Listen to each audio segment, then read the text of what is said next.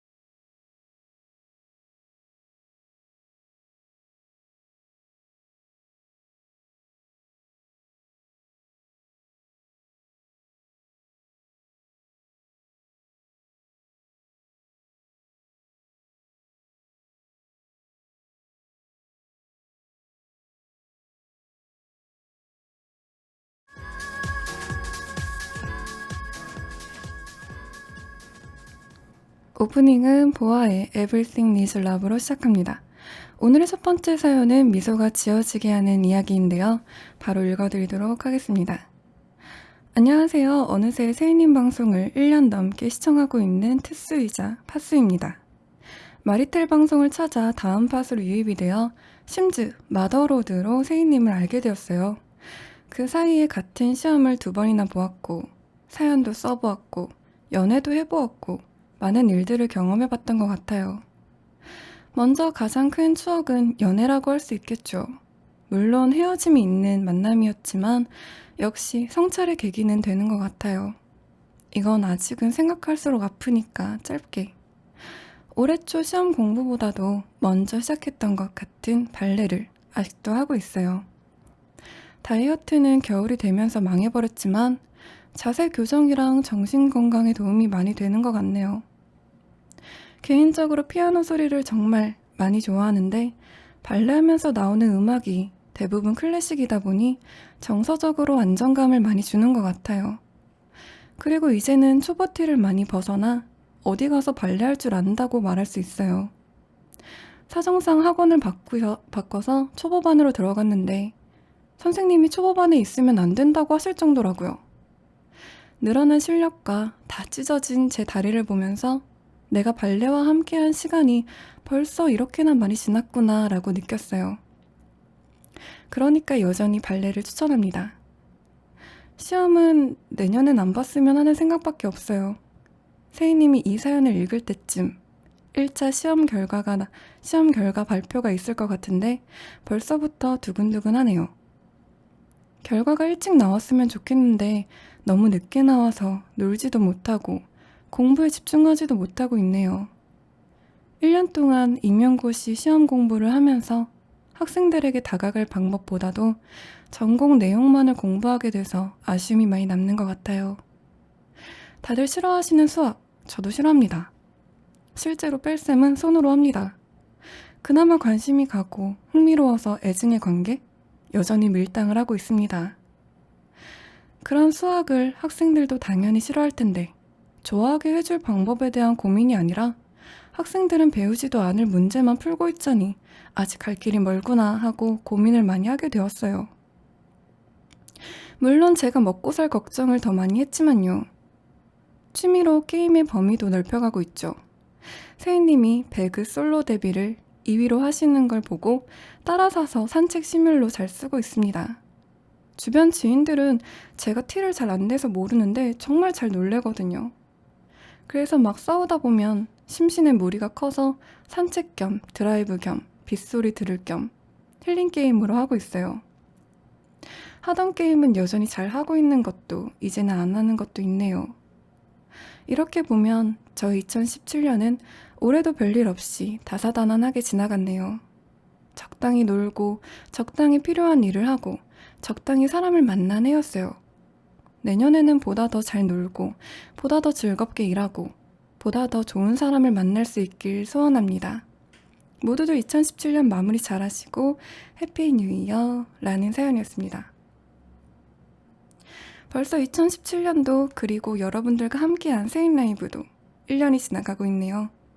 작년 방송에서 제가 성인 발레를 추천해주며 저 또한 도전해보겠다고 다짐했는데 말뿐인 저는 결국 실천하지 못했고 저희 청취자분께서는 1년째 열심히 다니고 있네요.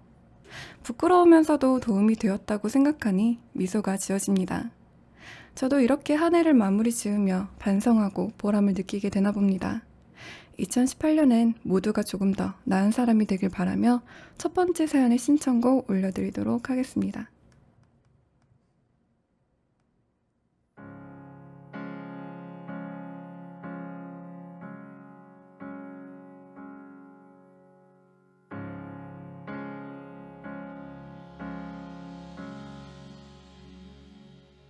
바람이 분다 서러운 마음에 텅 빈 풍경이 불어온다.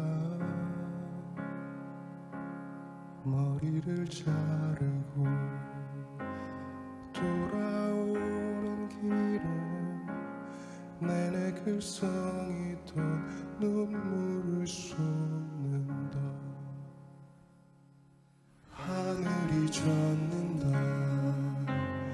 어두운 거리에 잔빛방울이 떨어진다. 무리를 지으며 따라오는 비는 내게서 먼 것 같아. 이미 그친 것 같아. 세상은 어제와 같고 시간은 흐르고 있고 나만 혼자 이렇게 달라져 있다. 바람에 흩어져버린 허무한 내 소원들은 애타게 사라져 간다.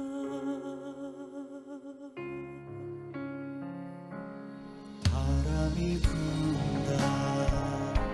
시린 향기 속에 지난 시간을 되돌린다. 여름 끝에서 너의 뒷모습이 차가웠던 것 같아. 다 알 것 같아. 내게는 소중했던 잠 못 이루던 내일이 너에겐 지금과 다르지 않았다. 사랑은 비극이여라. 그대는 내가 아니다. 추억이 다르게 섞인다. 나의 이별이 살가운 인사도 없이 싫어진다.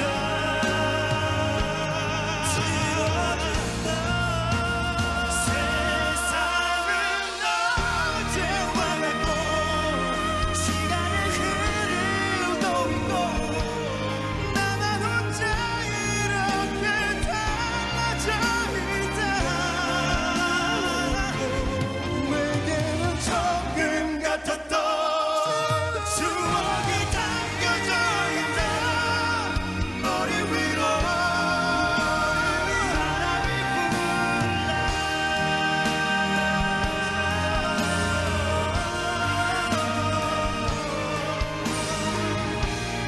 나만 혼자 이렇게 달라. 내게는 조금 같았던 추억이 담겨져 있다.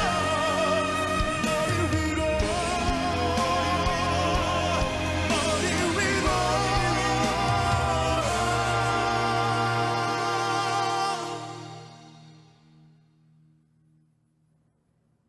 바람이 분다.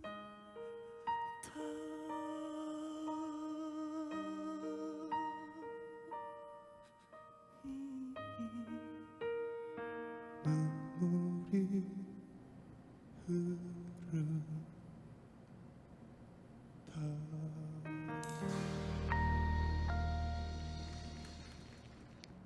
2017년을 잘 정리한 사연과 신청곡으로 바람이 분다 듣고 왔습니다. 스위스로 버전이었네요. 이어서 두 번째 사연입니다. 새벽 편의점 알바를 하며 카톡을 내려보다 제 첫사랑의 프로필 사진이 보여 문득 생각이나 저의 첫사랑에 관한 사연을 남깁니다. 때는 2012년. 저는 평범하게 게임을 좋아하고 여드름과 함께 한창 못생김이 피어나던 중학교 2학년 남학생이었습니다. 조금 특별한 점이 있다면 그때 다녔던 중학교가 남녀 합반에 남자 10명, 여자 20명의 성비를 이루고 있다는 점 정도였습니다. 하지만 그 당시에 저는 여자와 영화를 보는 것보다 피파 온라인 2에서 골을 넣고 호날두의 빙이 되어 세레모니를 하는 게 더 즐거웠고 여자와 손을 잡고 걷는 것보다 리그 오브 레전드 챔피언과 같이 소환사의 협곡을 걷는 것이 훨씬 즐거웠고, 한창 얼굴에 인구 분포도가 그려지고 있을 때여서 외모에 대한 자신감 또한 급격히 내려갔기에 학교에 여자가 많다는 점은 별로 저에게 관심이 없었습니다. 그렇게 여름방학까지 모든 여가 시간을 게임에 들이부었고 2학기가 되었습니다. 그래도 새 학기가 시작되었으니 새롭게 시작한다는 마음으로 게임을 하던 중 친구 형석이한테 연락이 왔습니다. 야, 땡땡아, 너 김지영 아냐? 김지영? 우리 학교 김지영? 6학년 때 같은 반이었는데? 응. 야, 걔가 너 좋아한대. 평소에도 하도 개소리를 많이 하던 친구였기에 저는 친구에게 욕을 한 바가지 먹여준 후 다시 게임에 열중했습니다. 그리고 다음날 점심까지 아무런 문제가 없었습니다. 그런데 일은 급식실 줄 설 때 일어났습니다. 지영이는 제 바로 옆반이었고 그러다 보니 급식실 줄 설 때 자연스럽게 만나게 되었습니다. 그 자리에서 배고픔에 굶주린 친구들이 사방에 있는 그 자리에서 지영이가 저한테 좋아한다고 말했습니다. 갑작스러운 고백에 저는 당황했고 굶주려 있던 친구들이 갑자기 미쳐 날뛰기 시작했습니다. 사겨라, 뽀뽀해. 편의점 손님에게 잔돈을 드리다가 손이 조금 맞닿아도 손자까지 생각하는 지금의 저라면 땡큐 하며 낼름 고백을 받았겠지만 그때의 저는 도망가야겠다고 생각했습니다. 갑작스러운 고백의 당황스러움보다 갑자기 광란의 도가니 속 중심지가 되어버린 급식실에서 벗어나고 싶어 도망갔습니다.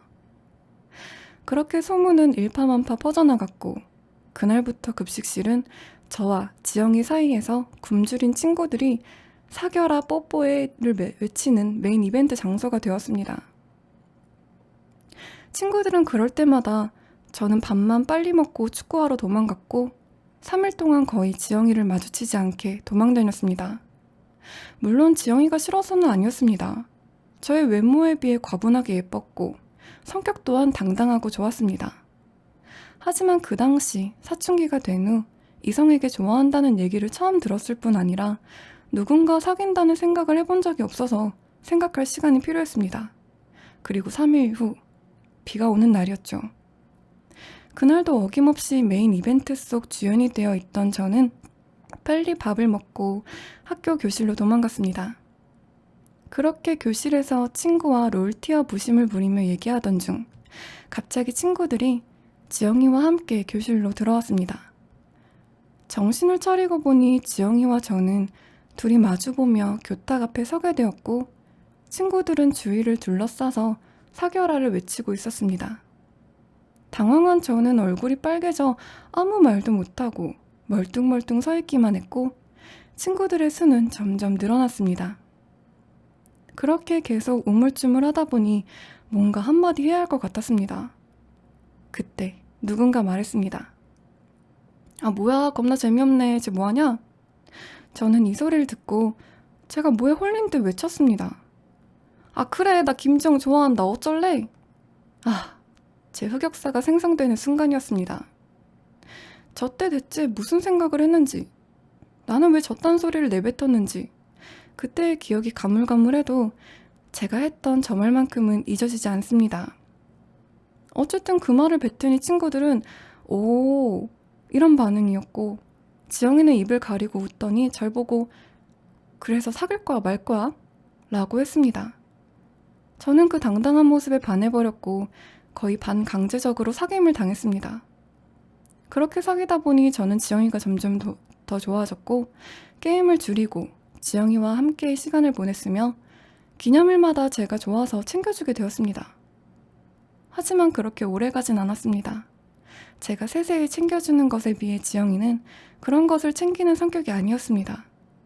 결국 제가 순수하게 좋아서 했던 행동들이 지영이에겐 부담으로 다가왔고 고등학교로 올라가면서 헤어지게 되었습니다. 그 이후 고3 때 버스 정류장에서 몇 번 마주쳤지만 서로 아는 척조차 하지 않았습니다.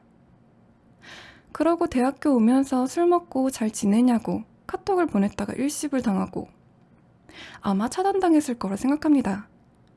뭐 결국 구질구질한 엔딩이네요. 지금까지 저의 첫사랑에 대한 사연이었습니다. 어린 시절 첫사랑에 대한 귀여운 추억이네요. 도망칠 수밖에 없었던 사연자의 상황도 이해가 되고, 고등학생 그리고 대학생이 되어 도망갈 수밖에 없었던 지영씨의 상황도 이해가 되면서 그저 어린 두 사람의 작고 귀여운 사랑이었네요. 이번엔 본인이 용기를 내어 다가가 보는 것도 좋겠지만 그저 귀엽고 예쁜 추억으로 남겨두는 것도 나쁘지 않을 것 같습니다. 여기서 더 손을 썼다간 그 추억마저도 무너져 버릴 수 있으니까요. 두 번째 사연의 신청곡 보내드리도록 하겠습니다.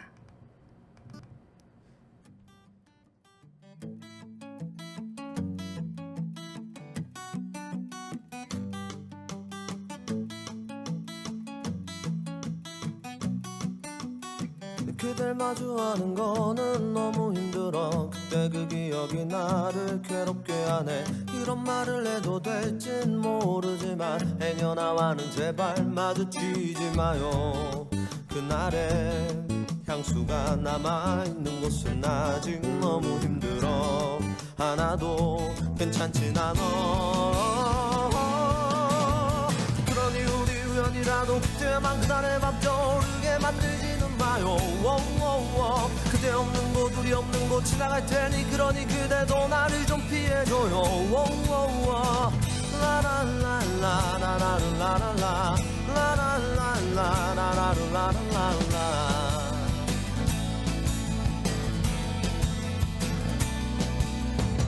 그댈 마주하는 거는 아직 힘들어. 그때 그 기억이 나를 외롭게 하네.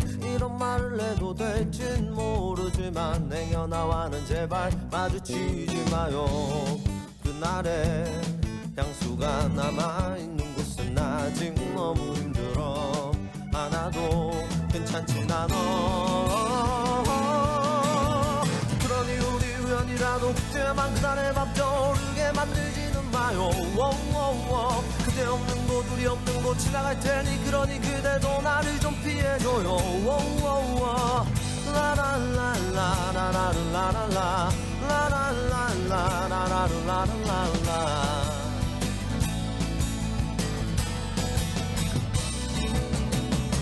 아무렇지 않은가요? 너도 이제 떨어지는 꽃 몰래 이렇게 바라보는 것도 나도 내가 왜 이러는 건지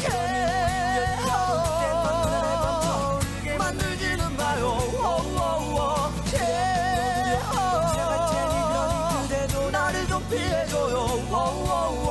그러니 우리 우연이라도 그때만 그날의 밤 그대만 그대 밤 그대고 모든 게 날 미치게 해.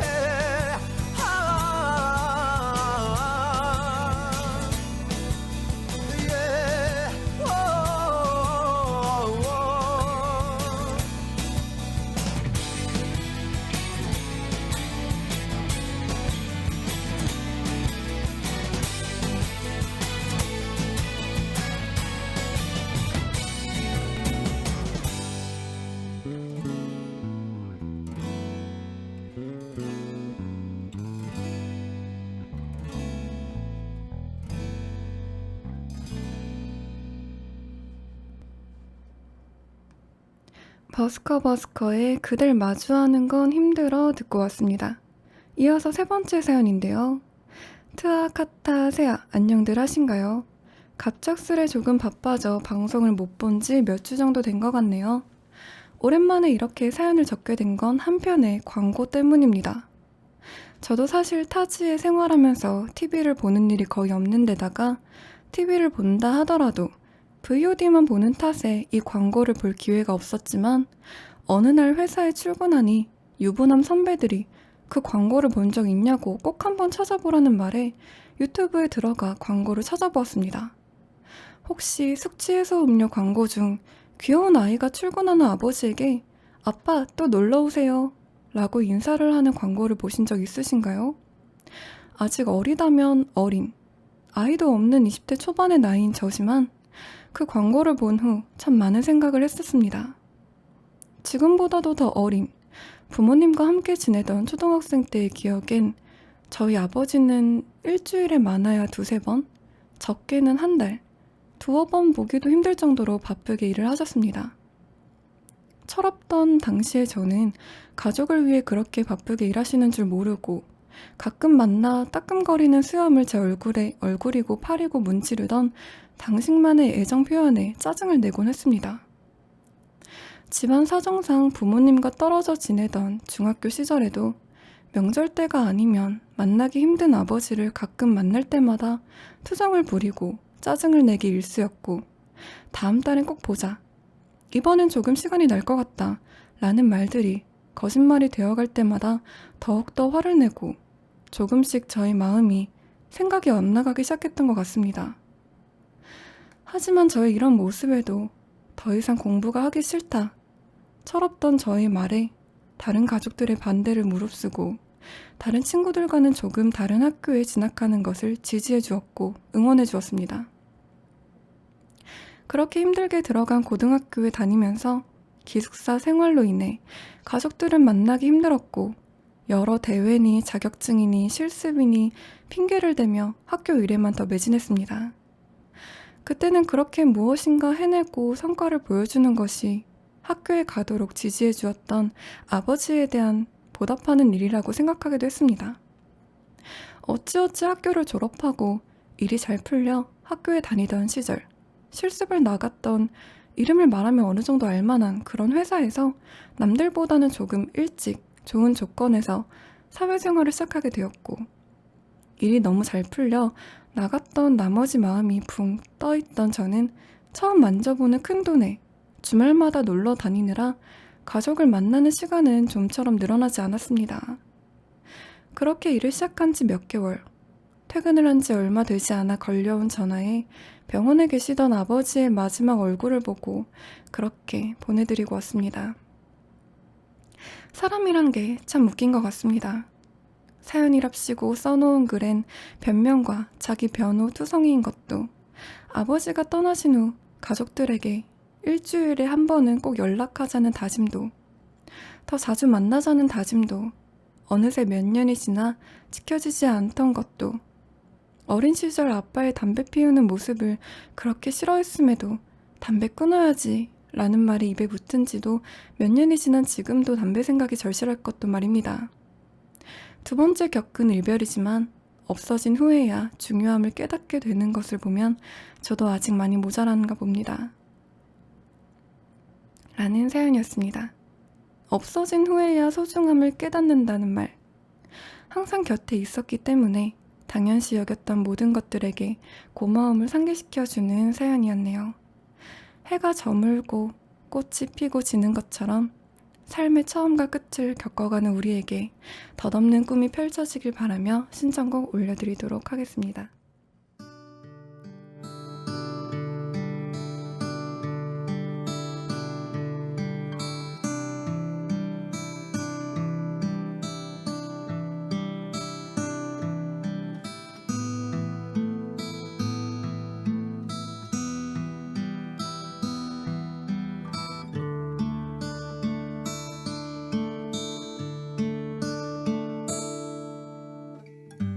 잊어야 할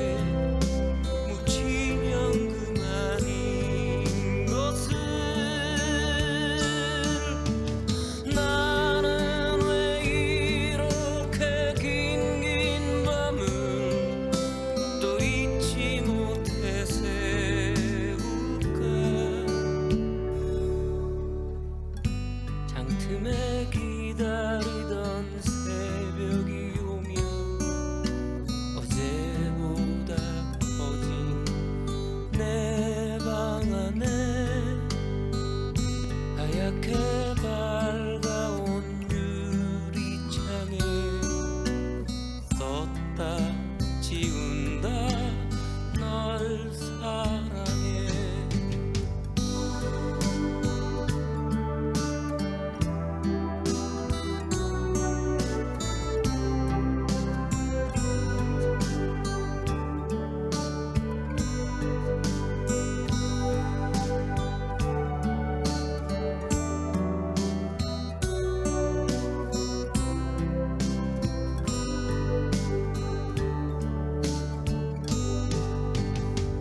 밤하늘에 빛나는 수많은 별들 저마다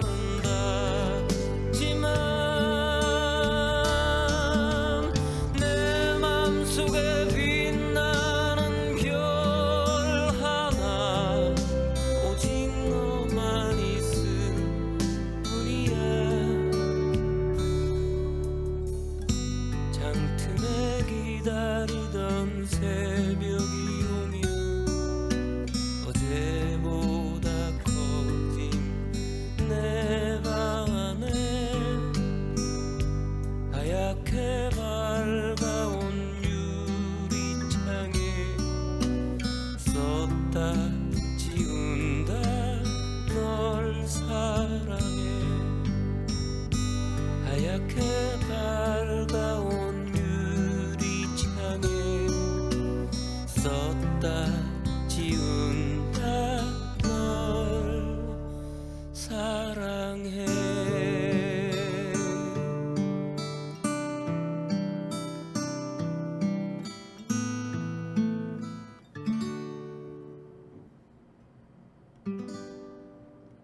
김광석의 잊어야 한다는 마음으로 듣고 왔습니다. 아버지에 대한 사연이었는데요. 이번엔 어머니에 대한 사연을 읽어드리도록 하겠습니다. 안녕하세요, 세희님. 마침 누군가에게 털어놓기 힘든 고민이 있었는데 시건라 사연을 모집한다는 공지를 보고 사연을 쓰게 되었습니다. 저는 지금까지 자라면서 저희 집의 부족함을 느낀 적이 없어요. 그만큼 행복하게 자라왔고 부모님께는 정말로 감사하고 있습니다.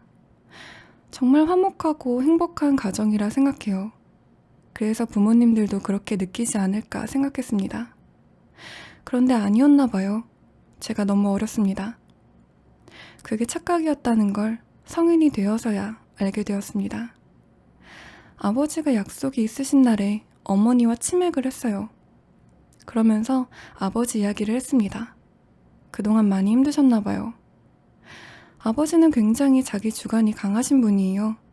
자존심이 굉장히 세십니다. 그러다 보니 어머니와 중요한 일로 싸울 때 절대로 자기 자신의 의견을 굽히지 않으세요. 싸울 때마다 보통 어머니가 알겠다 하고 끝이 납니다. 어머니께서는 아버지와의 대화가 형식적으로 되어가는 것 같고 자기의 생각은 없어져 가는 것 같다며 슬퍼하십니다. 저번에 삼촌이 술을 마시고 저희 집 앞에서 저희 어머니께 화를 냈을 때 어머니는 그냥 삼촌이 술 깨고 이야기를 했으면 하셨어요. 하지만 아버지께서는 어떻게 삼촌이 그럴 수 있냐며 굳이 나와서 단판을 짓고 오셨습니다.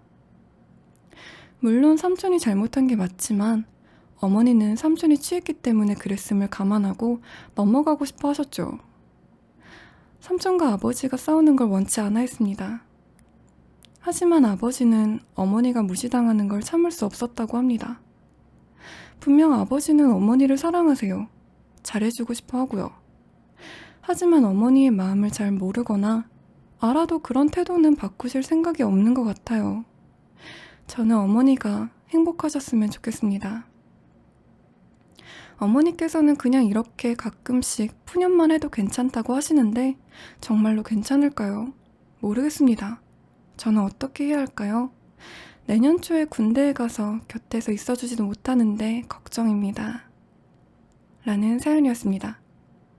어머니란 스승이자 나를 키워준 사람이며 사회라는 거센 파도에 나가기 앞서 그 모든 풍파를 막아주는 방패막 같은 존재라고 합니다. 강인하면서도 때론 아버지보다도 단단해 보였던 어머니. 그리고 꽁꽁 감춰둔 여린 내면을 마주한 순간 자식으로선 말로 표현할 수 없는 불안감과 현실을 깨닫게 되죠. 그런 어머니를 조금이나마 든든하게 채워줄 수 있는 건 바로 자식들입니다. 소중함을 느끼는 만큼 표현하고 전달할 수 있도록 내년에는 베푸는 한 해가 되길 바라겠습니다.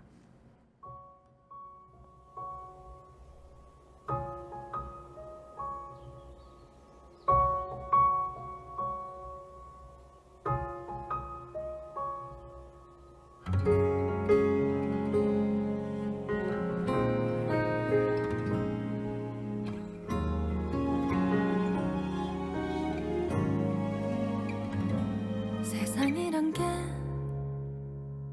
제법 춥네요. 당신 애 안에서 살던 때보다 모자람 없이 주신 사랑이 과분하다 느낄 때쯤 난 어른이 됐죠. 한 송이 꽃을 피우려 작은 두 눈에 얼마나 많은 비가 내렸을까. Oh, rewind 돌이킬수록 더 미안 포기야 나를 포기해버린 젊고 아름다운 당신의 계절. 여길 봐 예쁘게 피었으니까 바닥에 떨어지더라도 꽃길만 걷게 해줄게요.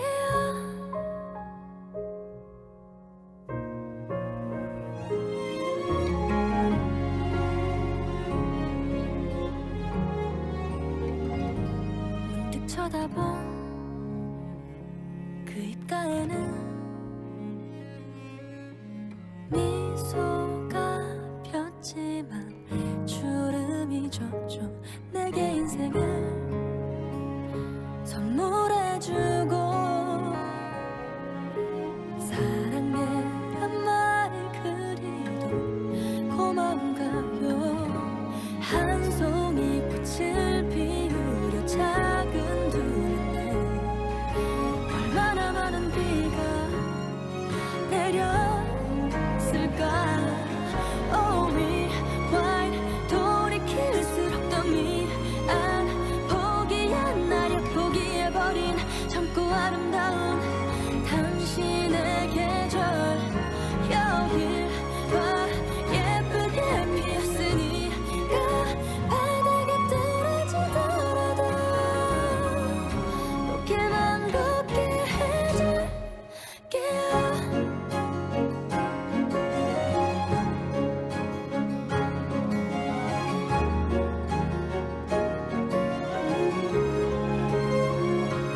겨울이 와도 마음속에 봄 향기가 가득한다. 한결같이 시들지 않는 사랑 때문이죠. Oh, rewind 짧은 바람 같던 시간 날 품에 안고 흔들림 없는 화분이 되어준 당신의 세월. 여길 봐 행복만 남았으니까 다 내려놓고 이 손잡아 걷기만 걷게 해줄게요.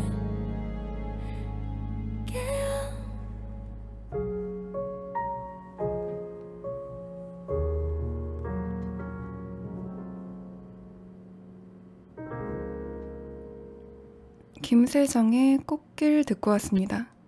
사연과 음악을 들으며 문득 시간을 보니 벌써 11시가 다 되어가고 있는데요.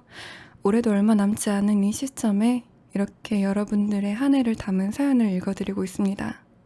내년에는 모두가 꽃길을 걸으시길 바라며 5번째 사연 읽어드리도록 하겠습니다.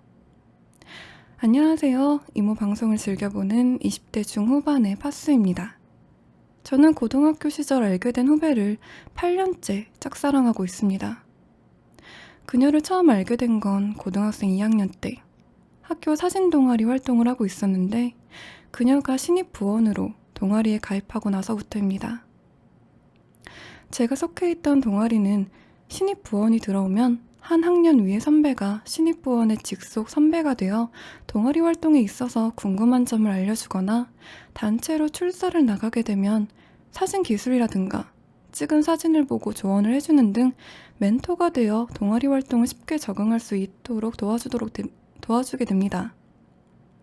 그렇게 고등학교에 입학하여 다른 신입생 후배들과 같이 동아리에 새로 입부한 그녀는 어쩌다 보니 제 직속 후배가 되었고, 저는 그녀에게 처음엔 별 감정 없이 남자 후배들 다루듯 그녀를 대했고, 그녀도 아무 감정 없는 듯 저를 형이라고 부르며 잘 따랐습니다.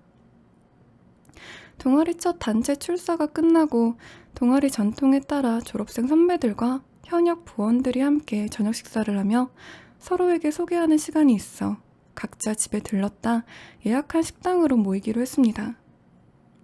그곳에서 사복을 입은 그녀의 모습을 처음으로 보고 말았습니다.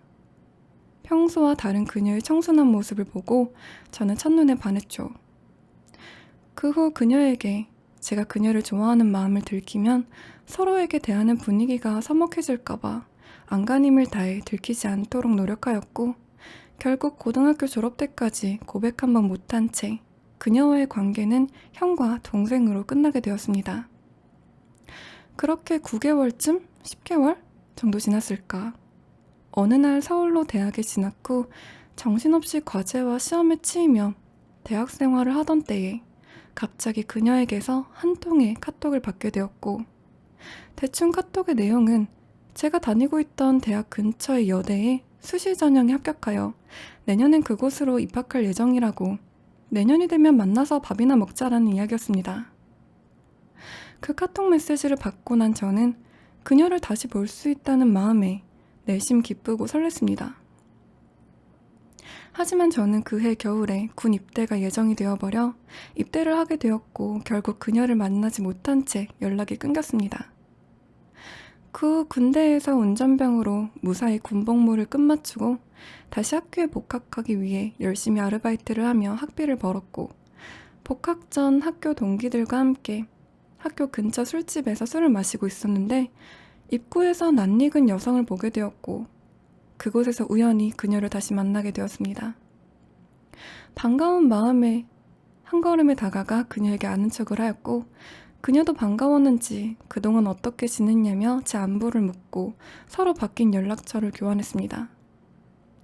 그렇게 우연히 다시 만나 연락을 주고받으며 같이 밥을 먹고 술도 먹으며 가끔 영화도 보고 전시회도 가고 서울 여기저기 같이 놀러 다닌 지 벌써 4년쯤 되어갑니다. 그래서 저는 더 이상 이대로는 안 되겠다 싶어 그녀에게 좋아하는 마음을 숨기지 않고 올해가 가기 전에 조금 더 용기를 내어 고백하려고 합니다.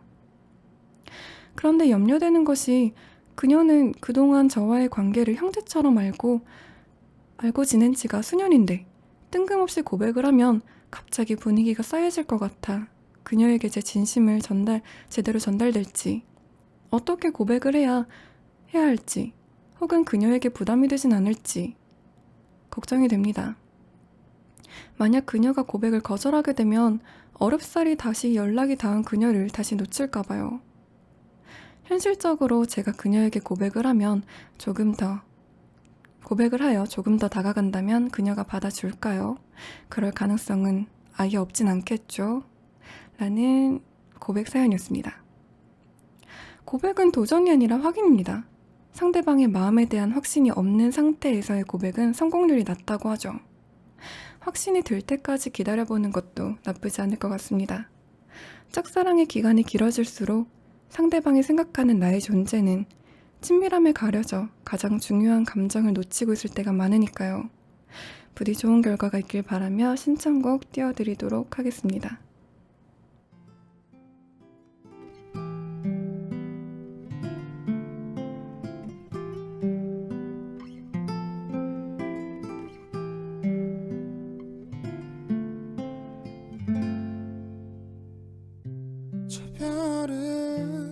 가져다 너의 두 손에 선물하고 싶어.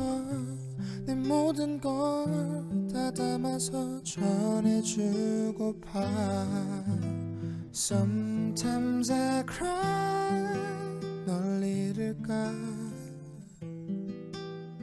Sometimes I feel 내 품에 잠들어 있는 너. I promise you 첫눈이 오는 날엔 I promise you 너와 함께 두 손을 마주 잡고 그날을 걸으며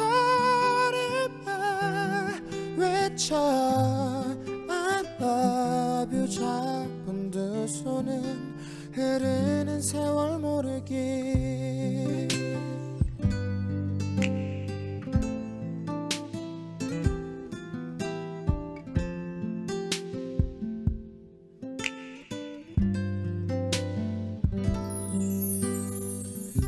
그 자리 네 온기 하나하나 담아두고 싶은 걸. 내 맘이 그래 오래도록 날 잊을까.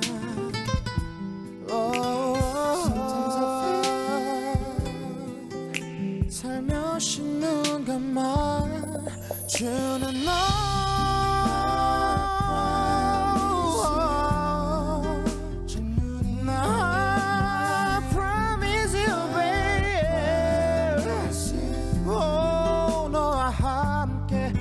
손을 마주 잡고 그날을 걸으며 외쳐 I love you. 잡은 두 손은 흐르는 세월 모르기. I promise you 첫눈이 오는 날에 I promise you 너와 함께 두 손을 마주 잡고 그날을 돌이켜 외쳐 I love you. 잡은 두 손은 흐르는 세월 모르기.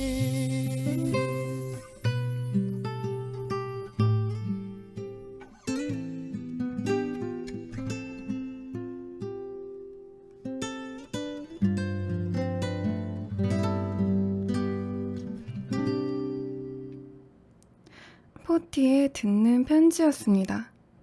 아마 이번 사연이 시간을 걷는 라디오 6회의 1부 마지막 사연이 될 것 같은데요. 앞으로 약 55분 후 저희는 2018년 1월 1일을 맞이하게 되는데요. 1부의 마지막 사연 읽어드리도록 하겠습니다. 안녕하세요. 저는 평범하게 대학교에 다니는 24살 대학생입니다. 중학교 때부터 지금까지 컴퓨터 공부를 하였고 아이들에게 컴퓨터를 가르치고 싶었습니다. 중학교 때의 그 생각 때문인지 생각이 연장되어 대학교에 입학할 때 강사라는 명확한 꿈이 있었고 그 꿈을 위해 열심히 살았고 후회 없이 공부했습니다. 그런데 요즘 그냥 입에 풀칠하며 살자라는 것에 대해 생각해 보게 되었고 저의 생각이 과연 좋은 것인가에 대하여 생각이 들어 이렇게 고민을 올립니다. 당연히 그냥 생각만 해본 건 아닙니다. 2017년 1학기까진 굉장히 열심히 공부를 했었고 여전히 공부에 흥미가 있었습니다.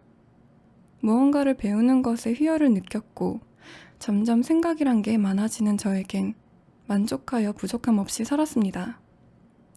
그런데 어떠한 일련의 사건으로 인해 저를 굉장히 믿어주는 사람이 있는데 그 형이 지금 건설 현장 쪽에서 전기 일을 합니다. 그 형과 함께하며 제가 좋아하는 사람들과 주말에 같이 일하게 되면서 저는 3년간 해왔던 컴퓨터에서 점점 멀어지고 있었습니다. 그때 그냥 돈을 버는 것도 괜찮겠다, 이렇게 사는 것도 좋겠다 라고 생각하게 되었습니다.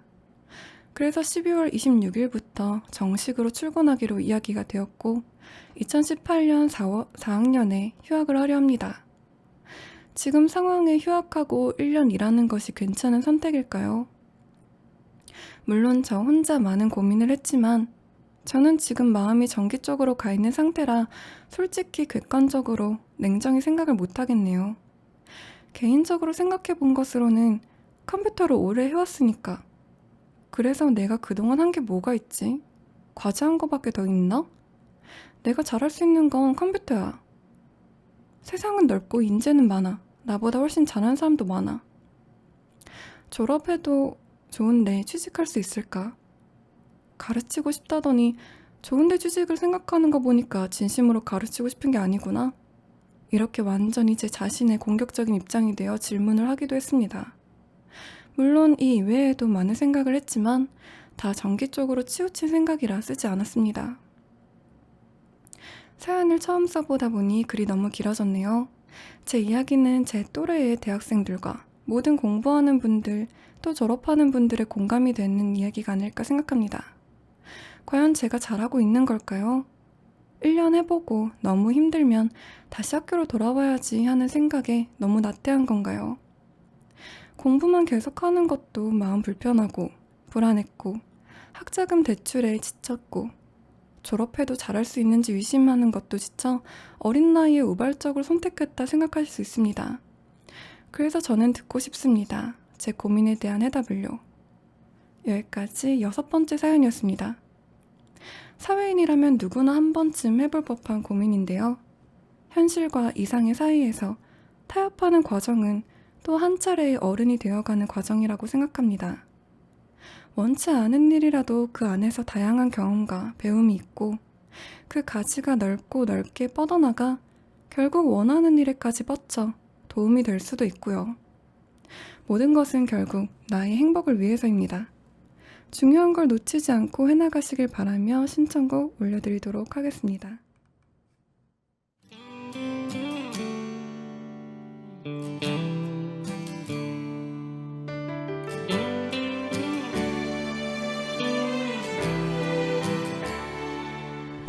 새벽이 오는 소리 눈을 비비고 일어나 곁에 잠든 너의 얼굴 보면서 힘을 내야지 절대 쓰러질 순 없어 그런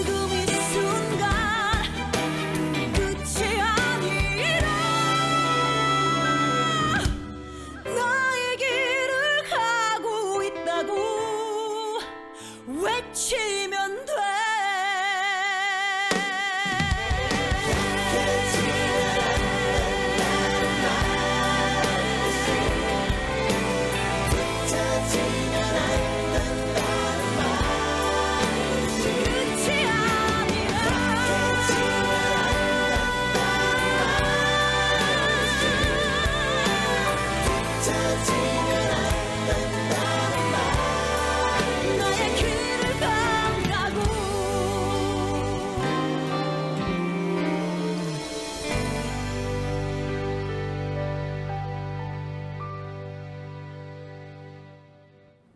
자, 여기까지 시간을 보는 라디오 6회 1부였습니다. 세인 라이브 구독해요, 줄차트해요, 팔로우해요.